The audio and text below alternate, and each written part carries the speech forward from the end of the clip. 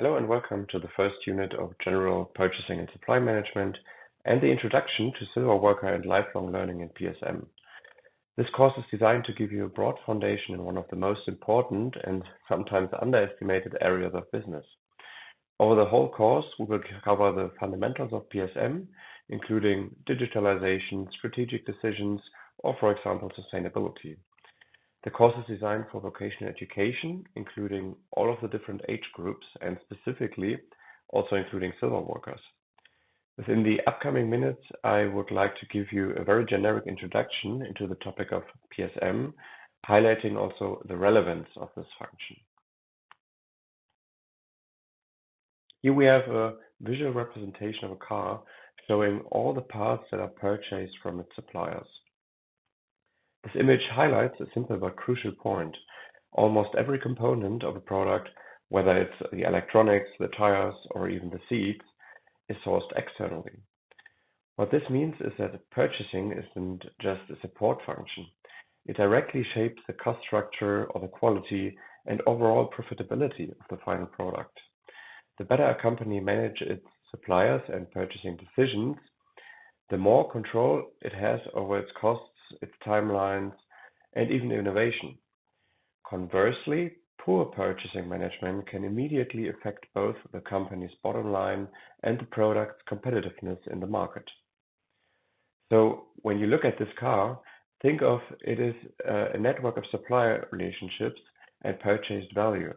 Each part represents a potential opportunity for cost savings, quality improvements, or strategic advantage.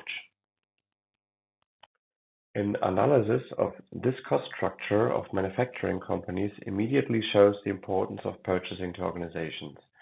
In general, the largest part of the cost of goods sold or sales revenues is accounted for by purchased materials and services.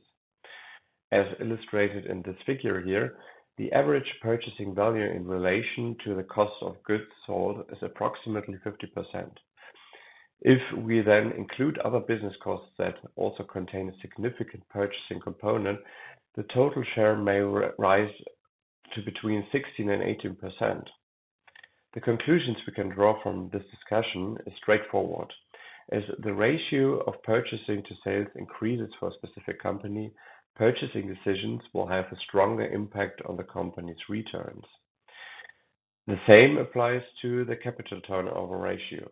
A higher ratio leads to greater leverage of savings on direct material costs. This makes it clear that companies need to carefully monitor their purchasing expenditures. Beyond that, they must also manage their relationships with suppliers in a professional and strategic way. To do this effectively, detailed management information is essential. Yet in practice, obtaining accurate and detailed data on purchasing spend is often a major challenge for large companies. So here we have the agenda for today, starting with the introduction. Then we have also a micro lecture about strategic dimensions and operational dimensions. For this micro lecture, we would like to start with some terms and definitions. It is essential to understand the difference between purchasing and supply management because while they are related, they serve very different roles in an organization. Purchasing is both a functional group, a formal entity on the organizational chart, and a functional activity, meaning the actual act of buying goods and services. The purchasing group performs a wide range of activities to deliver maximum value to the organizations. These activities include identifying and selecting suppliers, buying, negotiation, and contracting, conducting supply market research, measuring and improving supply performance, or developing purchasing systems. Purchasing has been described as performing the 5 rights, getting the right quality in the right quantity at the same time for the right price from the right source. In this context, we often use the terms purchasing and procurement interchangeably. Supply management, however, is not just a new name for purchasing. It is a broader, more strategic concept. Supply management involves planning for and acquiring the organization's current and future needs by effectively managing the supply base. It uses a process-oriented approach and often involves cross-functional teams to achieve the organization's mission.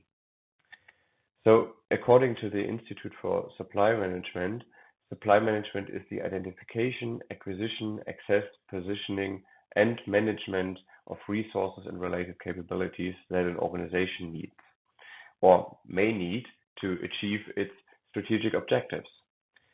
The key difference is that supply management focuses on strategic responsibilities, those activities that significantly impact the long-term performance of the organization.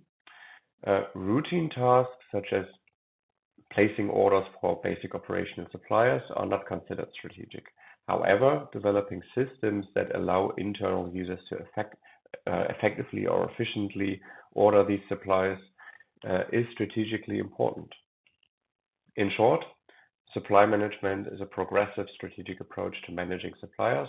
Unlike traditional transactional or adversarial purchasing, supply management involves working closely with suppliers capable of delivering world-class performance and competitive advantage. We can think of supply management as a supercharged strategic version of basic purchasing, often involving processes such as identifying, evaluating, selecting, managing, and developing suppliers to achieve superior supply chain performance. Throughout this course, the terms purchasing, supply management, and strategic sourcing may be used interchangeably, but it's important to remember that supply management encompasses a broader strategic perspective beyond routine purchasing activities.